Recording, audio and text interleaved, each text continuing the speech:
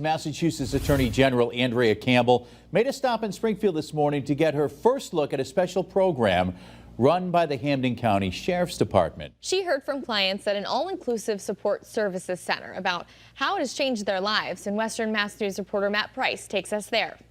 It's not just a class. It's not just something that we just pull up because at the end of the day, we're bored. We're here because we want to be here. A very important gathering at Springfield's all-inclusive support services facility out of the Hampden County Sheriff's Department. Several clients were able to share how the programs at AISS turned their whole lives around and got them on the right route.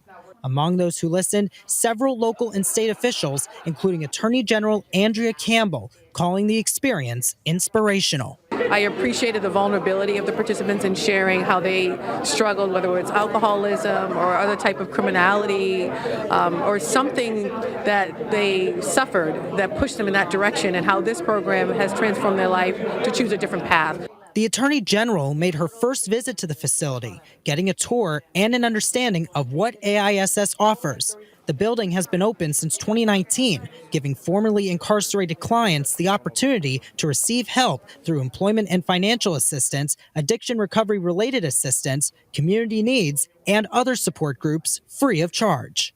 Like this woman spoke about, I've been back and forth in the system, back and forth. Among the clients is Springfield resident Charles Jones, a graduate and participant in the Fathers in Trust program. This is a movement for men that's trying to get custody of their kids, that want to be productive in their kids' life and society, and it teaches us how to be better parents, better men, better neighbors. Jones tells Western Mass News he now has custody of 2 of his children and is thankful for all of those in office who heard him and others. It's nice to see that the officials are actually coming out and hearing what the community has to say, and not just sitting there and being officials, being elected, and not actually taking into account of how we feel and what we're going through or what we've been through and how we can work together to do better. Campbell says she felt a personal connection to what she heard, knowing how tough it was for her growing up without her parents. She believes the future looks bright for AISS. This is a model. You don't understand until you come and visit and participate in the discussion and conversation with the clients. And so now the question is, how do we make sure that this is available to everyone across the Commonwealth?